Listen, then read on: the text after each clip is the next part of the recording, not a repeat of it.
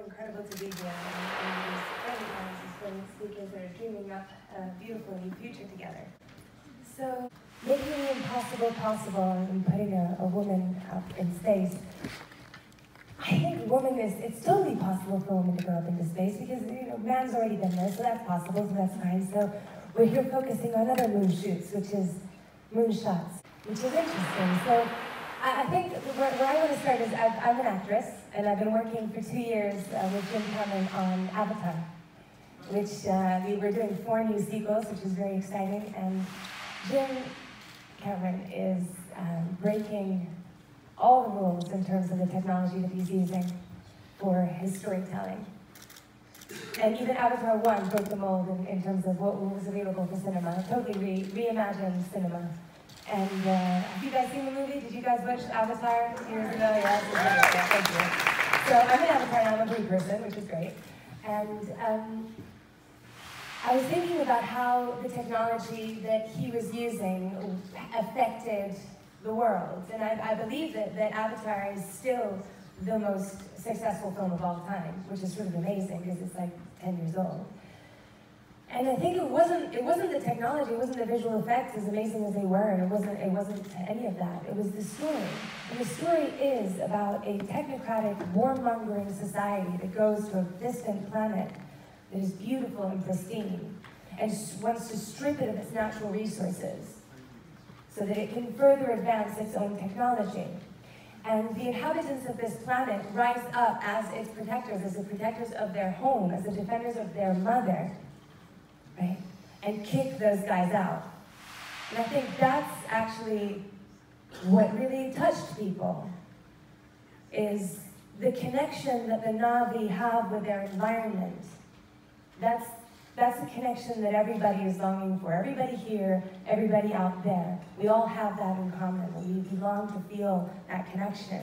So weirdly, at the same time, I was also working. I have been working for 7 years independently and as a trustee of the BOA Foundation with indigenous communities from all over the world, from 40 different.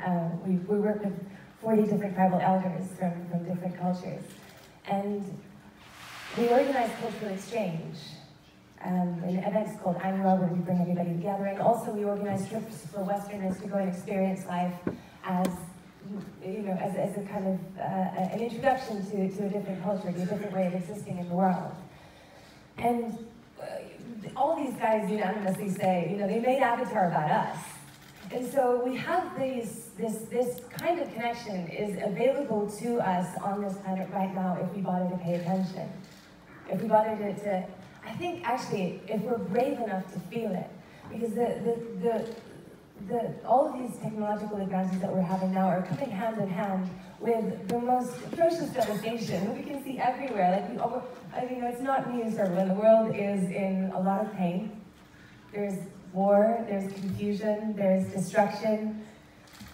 And we keep inventing these new technologies in order to sort of save ourselves from the technologies that we've just invented, because they're having unintended, unforeseen consequences that are leading us further into this spiral of destruction. And I'm not in any way suggesting that we should forego technology. I think it's a beautiful expression of our evolution. And I think it needs to be backed up by a nurturing of the feelings of love and care for our planet. And that is not the responsibility of an organization that's going to pay millions of dollars to install solar panels in Chile so that we can all. That is our job, and all of us as individuals, in order, and also as I think, people that are successful, that are innovators, that are creatives in their field, also to create the spaces so that we can support other people in that process. And this is the thing, the indigenous leaders that we work with at the BOA Foundation, what they come with, most of all, is this offering to help heal our wounds. Like, they're not here to avenge the atrocities that we are constantly committing on their lands, or to avenge, the lives of all their cousins and their relatives that as a society we have killed. They're here to help us heal our own personal wounds, and that is so incredible, because they understand that in order for us to feel connected, we have to understand the depths of our disconnection, and we have to feel into the roots of it. In order for us to feel, courage, we have to understand the depth of our fear. And in order for us to feel love, we have to understand, how much forgiveness we have to actively pursue and do ourselves every day. And this is not just something that you accomplish and okay, I've done and now I can move on. This is something that we get to do every single day. And so, creating the space for life to happen, and for us not to be so caught in the doing and in the fixing, I think is also really, really vital technology that we require.